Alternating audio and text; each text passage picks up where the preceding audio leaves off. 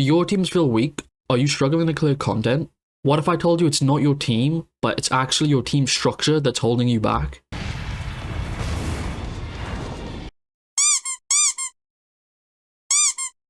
In this video, we'll go over the different types of DPSs, supports, why certain comps work and certain comps fail, and we'll even look at some pre-built teams. Now that the intro is out of the way, let's begin. So, starting off, we have the old gods of Phantom Parade. These 5 characters will carry your account from the early game to the mid game and even into the late game. Yeah, okay, Nanami kind of falls off and so does Gakuganji, but Yaga, Kaito, and Ura Inumaki still to this day have high meta relevance and carry top tier teams. And in my opinion, Kaito is hands down the best unit in Phantom Parade. Yo, quick side note, I'm trying to make a video talking about controversial takes in JJK Phantom Parade, so if you have any, I would love if you would leave them down in the comments. So what makes these 5 so strong? Basically, there's 2 factors.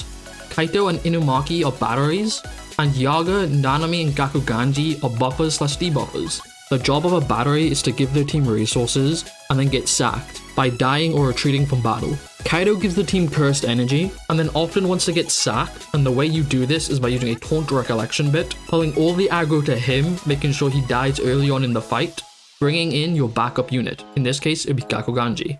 Sometimes you don't want cursed energy, instead you want alt gauge. This time, we would use Inumaki as our battery. Inumaki has the ability to give the team damage reduction, which is nice, but not what we're after. What we really want from him is the ability to give ult charge. We often use a recollection bit, like Unity from top to bottom. This gives more ult gauge to all of his allies. Then, just like Kaito, we want him to get sacked to bring in our backup unit. Depending on the content, will depend on which one of these 2 batteries you use. After your battery gets sacked, your support will come in. The main strategy in this game is to run 3 supporters and 1 DPS. For this we have Inumaki here, but you just pick whatever DPS in this spot. Then each DPS needs to do one of 3 things, and this cannot overlap with each other. Yaga here is buffing curse and physical damage, Gakuganji is debuffing curse and physical damage, and Nanami is increasing the team's attack damage. Quick note, the debuff Gakuganji doesn't actually reduce the enemy's damage, but it's a debuff that makes them take increased cursed and physical damage.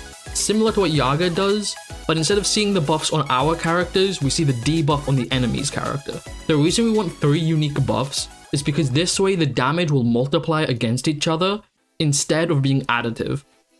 Another note, attack increase is treated the same as attack decrease, which is different from how curse and physical buff is treated differently from curse and physical debuff. So the short of it, you want a curse and physical buffer, curse and physical debuffer, and then either an attack increaser or an attack debuffer. Also, I know Yaga says he's a debuffer. He's a bit unique, so when we get into the teams, I'll show off why he's considered a debuffer, but really he's a curse and physical buffer. Moving on, we'll talk about some support recollection bits.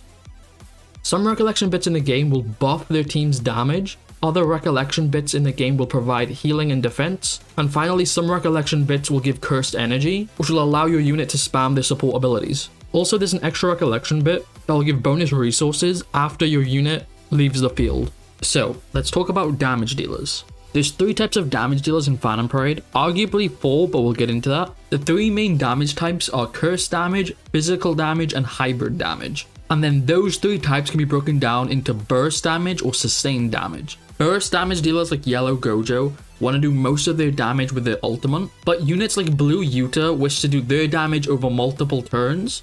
Alright, moving on to damage dealers. There are 4 types of damage dealers in Phantom Parade. Physical damage dealers, curse damage dealers, mixed damage dealers, and situational damage dealers. These damage dealers are then broken down into 2 more sub-variants. Burst damage and consistent damage. Burst damage dealers deal the majority of their damage with their ultimate, so they basically want to aim for that 1 turn where they try to blow up the enemy. This is often called a nuke team. Consistent damage dealers often have a zone state, changing their previous abilities. This makes their skills 1s, 2s, and 3s a lot stronger, meaning their turn-to-turn damage is a lot higher than a burst DPS. They normally want supporters that can constantly keep up a buff, over the strength of a supporter that can buff really strong for 1 turn. DPSs are also broken down by colors: yellow, blue, red, and green. and their colors are the most important for a team comp. So let's start talking about mono teams and why DPSs are the most important thing for a mono team. So first off, enemies in this game, in the late game, will often resist 3 colors but be weak to 1 color. That color will deal extra damage to the boss. It often feels like you're just doing neutral damage, because bosses in this game have their HP inflated to deal with the player's extra damage. That's just how it is in Phantom Parade. So the main reason we want our DPS to match the color of the boss is just that we don't get resisted by the boss. That's our main goal. If in the early game or mid game you fight an enemy that isn't weak to blue but you only have a blue DPS, that's fine as long as they don't resist the blue. That's what we're trying to avoid, being resisted by the boss. Also, some units in the game like blue Inumaki will only buff blue allies with their buffer ability. As you can see, it applies 25% E attribute physical technique damage. It also adds 25% E attribute curse technique damage. E is blue. I think it's like Japanese, but I don't know why they don't change it just to say the word blue in global. But that's just how it is, I guess. But this is another important thing about why your DPS is very important. Your DPS not only needs to match the color of the boss, but also the color of the buff given to him or her. Some characters in the game, like Red Yaga, their buff is universal, meaning he can be played with any team comp, but because he's a red unit, that means he takes extra damage from bosses that are strong against red. So often you want a healing / protecting recollection bit on a off-colored support. This is what a late game mono blue team will look like. Even though we do have a red and yellow, our yellow unit will give curse energy then get sacked off, bringing in Ghetto, giving sustain with his healing and defensive recollection bit. And currently blue doesn't have a curse and physical buffer, so we use Yaga, the universal curse and physical buffer.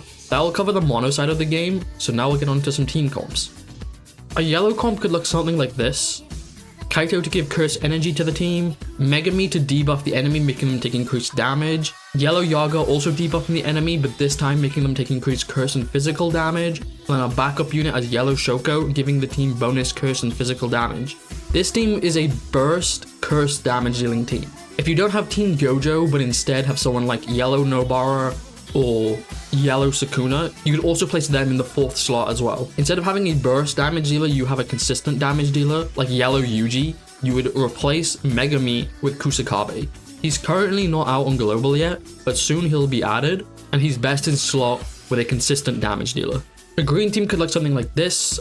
Honored One Gojo as your curse damage dealer, Team Ghetto as your curse and physical debuffer, Green Shoko as your curse and physical buffer, Kaido once again giving curse energy to the team.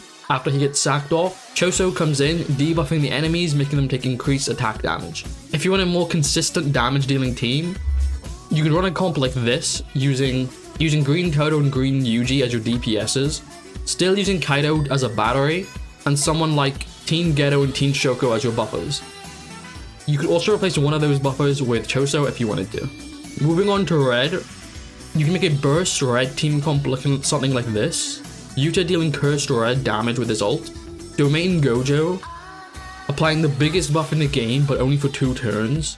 Rare Inumaki to help build ult charge fast. And Yaga to give cursed and physical buff. Once Domain Gojo leaves the battlefield, then Team Nanami will come in giving an attack buff. Another team comp we can have a look at is something like this, a physical consistent damage dealing team. We have Toji for physical damage, again we're using Yaga and Team Nanami. This time we're running Kaito to give curse energy, and we're running SSR Inumaki to give curse and physical debuff. If you're in the future, then Bunny Megami should be out, and you'll be able to use him over Inumaki in this spot. We've gone over every topic I wanted to talk about, so I'm going to call the video here. I could go deeper, but I'm not sure if you guys want an even deeper, in-depth guide.